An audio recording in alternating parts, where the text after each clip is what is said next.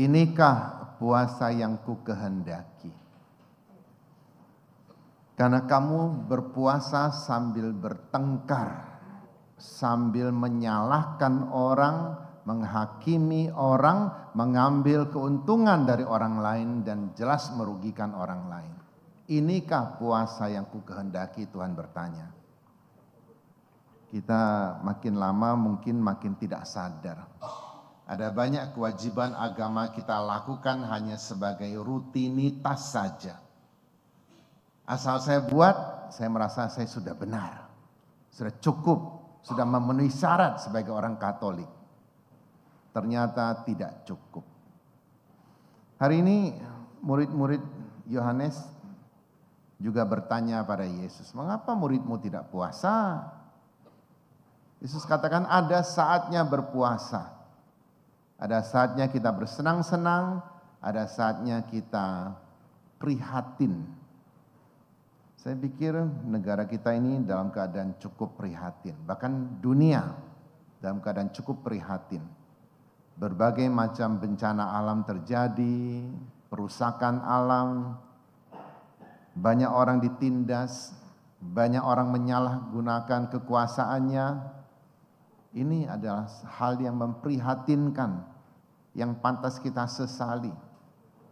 Apakah orang-orang itu tidak beragama? Beragama, menyebut Tuhan juga, bilangnya percaya pada Tuhan juga, tapi perbuatannya tidak seperti orang yang percaya pada Tuhan, karena tidak berusaha menyenangkan Tuhan yang katanya mereka percayai itu.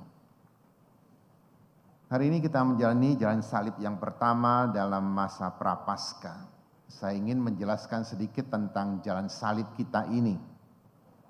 Perhentian pertama, Yesus dijatuhi hukuman mati.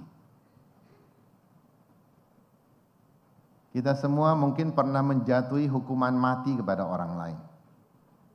Bukan membunuh orang. Membunuh orang saja mungkin tidak ada banyak masalah. Sebab orang yang mati tidak ada masalah.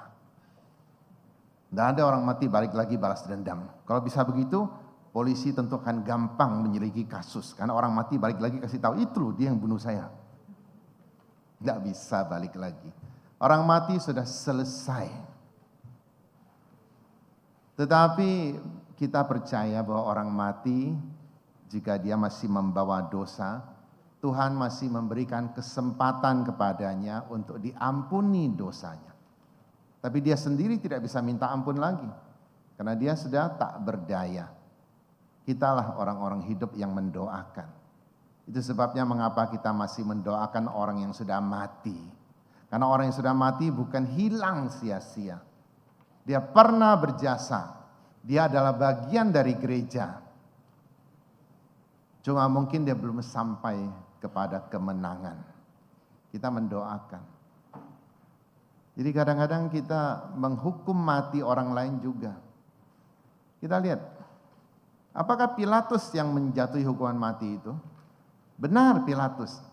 Tapi sebelum Pilatus menjatuhi hukuman mati itu, bukankah ada rakyat yang bersorak-sorak menghasut dia? Siapa lebih bersalah? Pilatus mungkin terpaksa karena dia takut kehilangan jabatannya. Dia juga diperingatkan oleh istrinya kok. Suamiku, jangan macam-macam dengan orang itu. Saya mimpi dia tadi malam dan saya sangat menderita. Dia tidak mau kok, tapi dihasut. Nah, kadang-kadang para penghasut inilah yang jauh lebih berdosa. Kadang-kadang ada orang jatuh, tertimpa kemalangan. Bukan karena orang mencelakakannya, yang menghasut itu. Dan dunia ini gampang sekali menghasut orang. Apalagi media sosial begitu luas. Kita gampang sekali menghasut orang. Bikin video-video, bikin hoax-hoax, bikin segala macam tayangan yang tidak benar. Buzzer-buzzer, bahkan bisa dibeli. Saya pikir mereka ini dengan secara sadar menjatuhi hukuman kepada orang. Ingat tadi saya katakan Pilatus tak berdaya. Meskipun dia harus bertanggung jawab juga. Tapi yang menghasut dia jauh lebih jahat. Lalu perhentian yang kedua. Yesus memanggul salibnya. Kita semua memanggul salib kita masing-masing. Salib tidak hanya berupa palang kayu itu. Penderitaan yang dijatuhkan kepada kita itulah salib. Ada banyak orang menjadi salib bagi orang lain. Anda lihat di warung-warung kopi, penuh dengan bapak-bapak kan. Warung kopi yang murah ya saya katakan. Yang mewah ibu-ibu, yang murah bapak-bapak. Kenapa di situ? Karena dia tidak mau manggul salib. Di rumahnya ada banyak salib. Keluhan-keluhan, omelan-omelan dari istri, dari anak. Bahkan Salomo, raja yang bijaksana itu mengatakan apa? Saya lebih baik bersembunyi di sotoh rumah di sudut daripada lihat istri saya marah-marah. Dia begitu mengerikan, seorang raja ngumpet dari perempuan. Kurang berkuasa apa dia? Sangat berkuasa. Tapi dia pun takut memikul salib itu. Memikul salib kita wajib melakukan, tapi menjadi salib orang lain ini adalah sangat buruk. Ada orang yang tidak bisa memaafkan orang. Dia selamanya menjadi salib bagi orang lain. Ada orang yang tidak bisa berbicara dengan halus, berbicara dengan kasih. Kalau dia buka mulut dia mau menyakiti orang, itu salib bagi orang lain. Dengan perhentian kedua ini mari kita renungkan. Apakah saya juga menjadi salib bagi orang lain? Ataukah saya mau melepaskan salib itu? Sehingga orang terbebas dari kuk. Perhentian ketiga, Yesus jatuh pertama kalinya. Jadi dia jatuh juga. Tuhan saja jatuh. Jadi kejatuhan adalah sangat manusiawi. Tuhan sebagai manusia, jadi Yesus yang menjadi manusia juga jatuh. Jatuh kelelahan, iya. Tapi kadang-kadang badan kita lelah. Itu tidak terlalu menyiksa kita. Kita tinggal tidur selesai. Hati kita lelah, ini yang menyiksa kita. Bahkan tidur pun tidak bisa. Ketika kita merasa orang begitu jahat pada kita. Ketika kita merasa mungkin kita pun menjadi jahat bagi orang lain. Membuat orang hatinya lelah dan terjatuh. Orang yang lelah hati seperti itu gampang jatuh dalam dosa. Dalam dosa, menyalahkan Tuhan, menyalahkan sesama, bahkan ingin membalas dendam. Ingat apa kata Yesus? Jika seseorang membuat anak kecil berdosa atau orang yang lemah, dia buat berdosa, lebih baik diikatkan di lehernya batu kilangan, dilemparkan ke dalam laut biar dia tenggelam dan tidak naik lagi. Begitu kerasnya teguran Yesus kepada orang yang membuat orang lain menderita, membuat orang lain berdosa. Jadi jatuh adalah manusiawi sekali. Yesus pun jatuh. Kita semua pernah jatuh. Tadi ada yang bertanya pada saya, Romo benar tidak?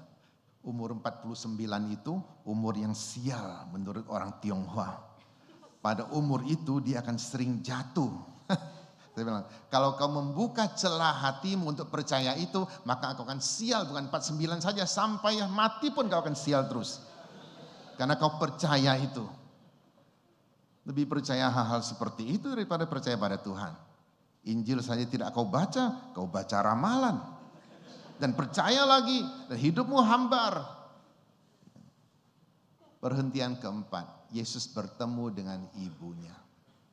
Siapa yang paling peduli pada Yesus? Ibunya tentu saja. Kita hidup di bumi. Siapa ibu kita? Bumi. Karena bumi yang merawat kita, bumi yang memberikan makan pada kita. Tapi siapa yang kita rusakkan juga? Bumi.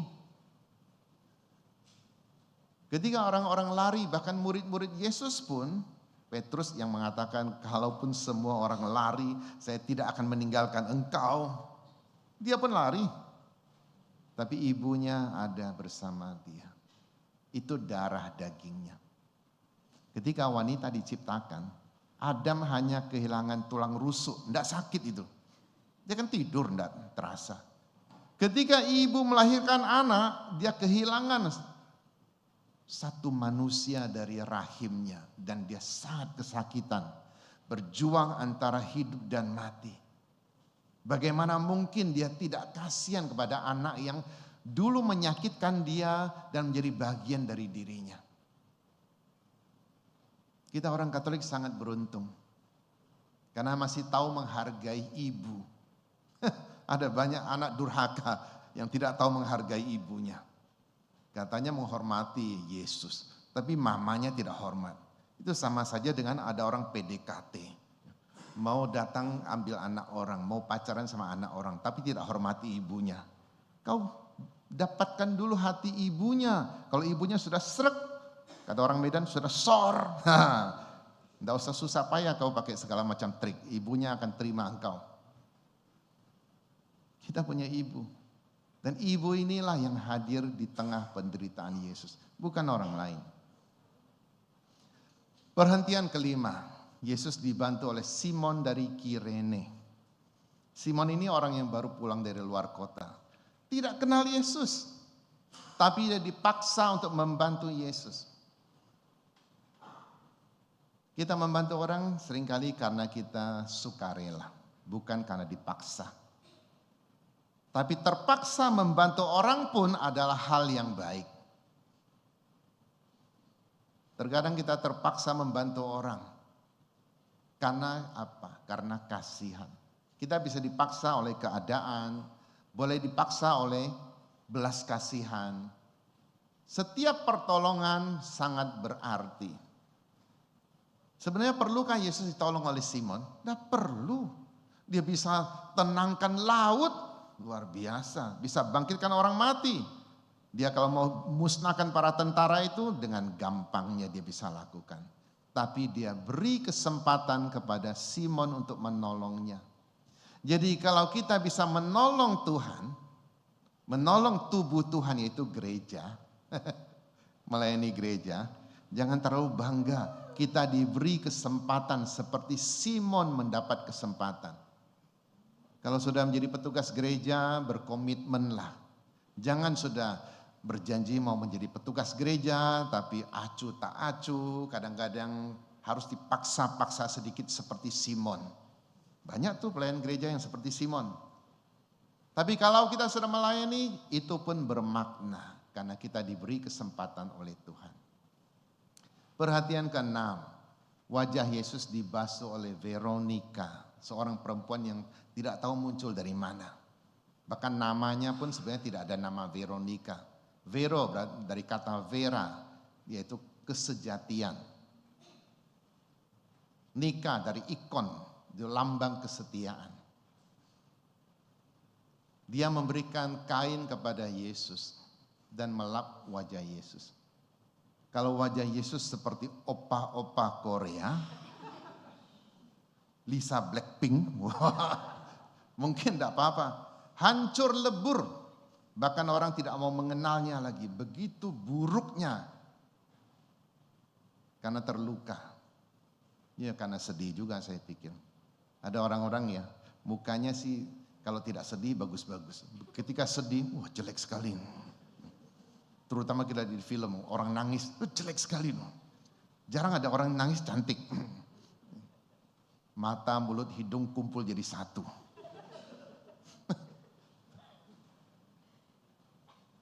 Dia melap wajah yang jelek. Yang dia dekati bukan orang yang ganteng. Bukan orang yang menarik.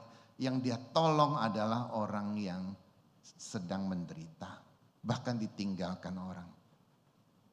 Dan jejaknya ada sampai hari ini. Orang dunia terus membuat jejak digital. Flexing sana, flexing sini.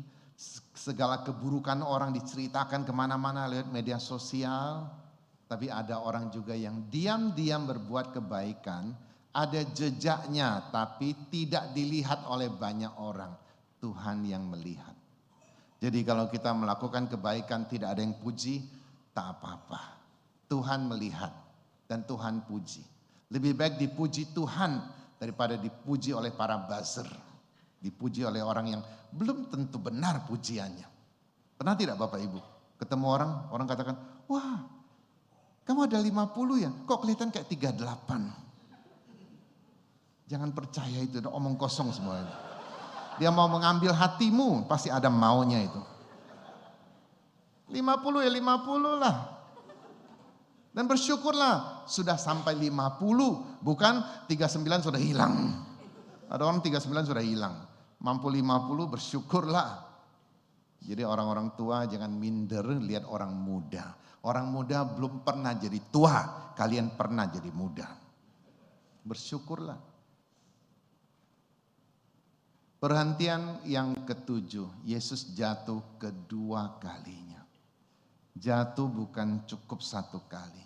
Bahkan Tuhan pun jatuh sampai 3 kali. Jatuh yang pertama karena kelelahan. Jatuh yang kedua karena apa? Karena mungkin merasa orang tidak peduli kepadanya. Terkadang kita jatuh dan kita tidak bangun. Maka kita akan jatuh kembali. Jatuh kedua kalinya.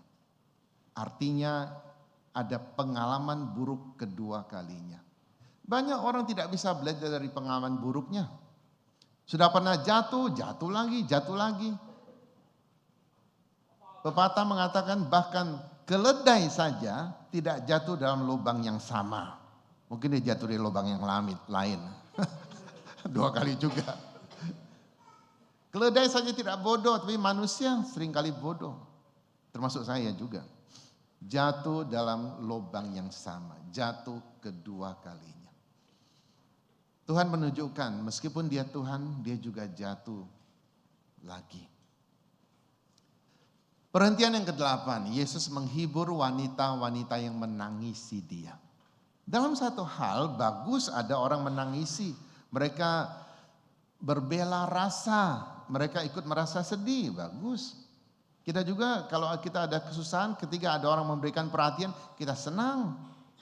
Keluarga mengalami peristiwa duka, ada banyak sahabat datang, kita merasa ditemani, dikuatkan. Tapi apa kata Yesus? Jangan terlalu menangisi saya, tangisilah dirimu dan anak-anakmu. Karena penderitaan saya memang harus terjadi. Ditangisi pun tidak ada gunanya. Tapi kalau engkau menderita karena engkau berbuat salah, itu yang harus ditangisi kata Yesus. Tangisilah dirimu dan anak-anakmu. Terkadang kita sedih akan peristiwa orang lain.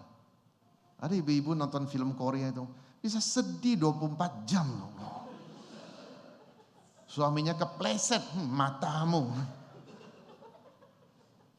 Anak jatuh, anak mungkin melakukan hal-hal yang buruk di sekolah, dia bela. Bahkan sekarang guru-guru takut pada murid.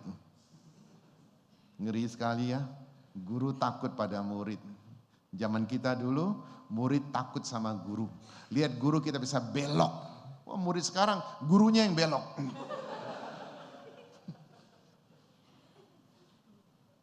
Tangisilah dirimu dan anak-anakmu. Perhentian ke-9, Yesus jatuh ketiga kalinya. Terakhir kali dia jatuh. Selesai 3 kali, tidak jatuh lagi. Artinya kalaupun kita jatuh berkali-kali, ada waktunya berhenti. Sudah cukup. Masuk ke perhentian yang ke-10. Pakaian Yesus ditanggalkan. Pakai baju disalib kenapa sih? Kenapa harus ditanggalkan? Karena menanggalkan baju artinya mempermalukan dia. Baju untuk melindungi dirinya. Baju adalah martabatnya. Ketika ditanggalkan maka dia tidak punya martabat lagi. Ada banyak orang mempermalukan diri sendiri seperti sedang menanggalkan bajunya. Saya tidak mengatakan orang-orang yang ke gereja dengan baju 2 tali, ada yang lebih hebat lagi 1 tali, lama-lama enggak ada talinya. Ada ibu-ibu pakai baju setengah tiang, perutnya keluar. Selesai misa, seraman sama pastor kan, pastornya bilang, pastornya agak rabun. Bagus sekali itu ikat pinggang kulitmu, lubangnya besar ya. Ya kulit asli memang, kulit dia.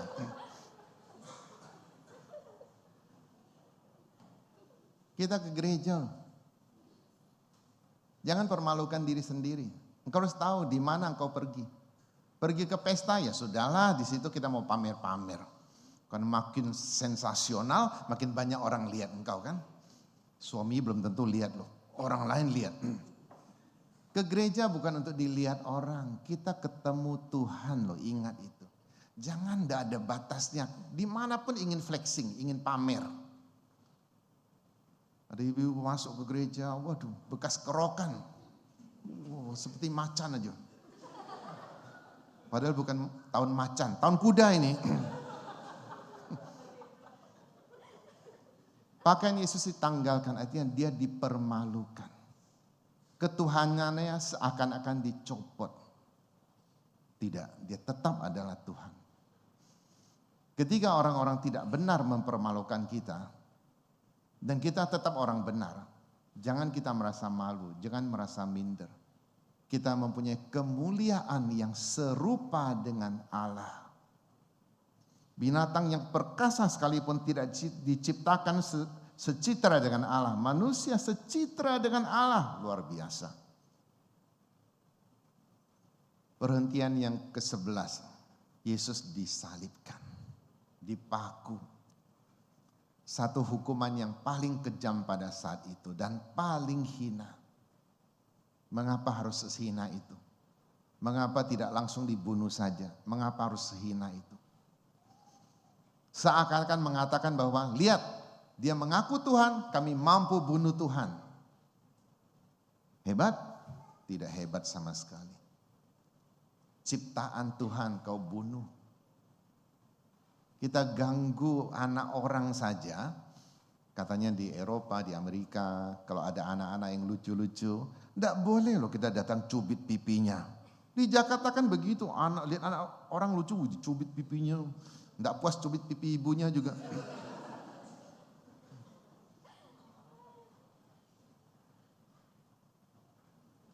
Anak orang lain jangan diganggu.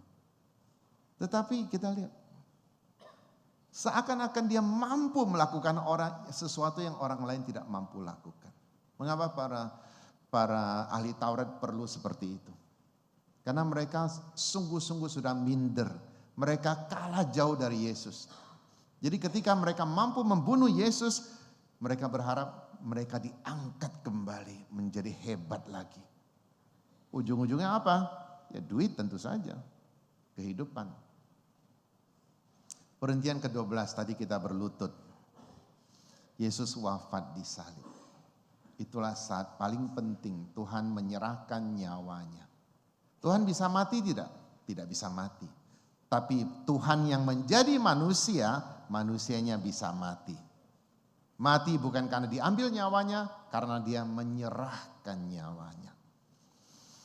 Bukankah para orang tua, para guru juga menyerahkan nyawanya bagi anak, bagi muridnya?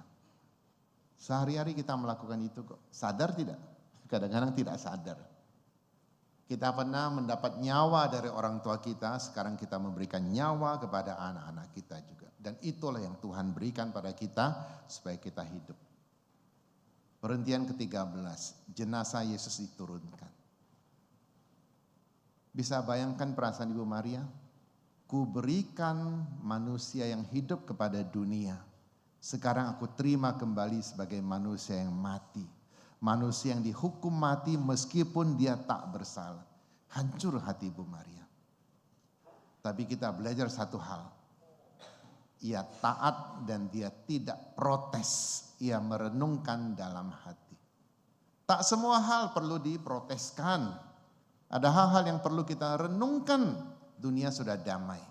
Kalau semua kita mau protes, tidak pernah akan damai. Perhentian ke-14, jenazah Yesus dimakamkan. Akhirnya semua berakhir. Dimakamkan berarti tidak kelihatan lagi jenazahnya. Tapi yang kelihatan adalah jasanya. Saya ingat ada Romo Hendra Suteja, SY. Kenal ya Bapak Ibu? Beliau pernah bilang gitu. Kalau orang berbuat salah, hal yang memalukan, ya sudahlah, engkau sabar saja. Kalau engkau mati, lewat 3 cengbeng, sudah selesai, orang sudah lupa kau. Benar. 3 kali cengbeng, orang sudah lupa engkau pernah berbuat salah. Tapi kalau engkau berbuat baik, Tuhan tidak pernah lupa akan kebaikanmu. Berapa kali cengbeng pun tetap akan Tuhan ingat. Mari kita berbuat baik. Mari kita jalani masa Prapaskah ini dengan baik. Yang harus pantang, ya pantang. Yang harus puasa, kita puasa. Tapi lebih penting lagi, mari kita beramal. Mari kita menolong orang dan juga menolong diri kita sendiri dengan membuang kebiasaan-kebiasaan buruk. Semoga kita terlepas dari belenggu seperti harapan Tuhan dalam hidup kita. Amin. Terimalah dan makanlah kamu semua. Inilah tubuhku yang diserahkan bagimu.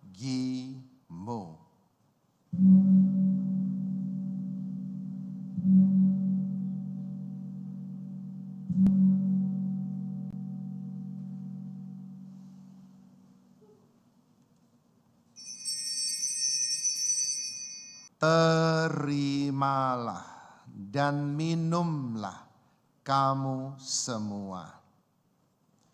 Inilah piala darahku, darah perjanjian baru dan kekal yang ditumpahkan bagimu dan bagi semua orang demi pengampunan dosa. Lakukanlah ini sebagai kenangan akan daku.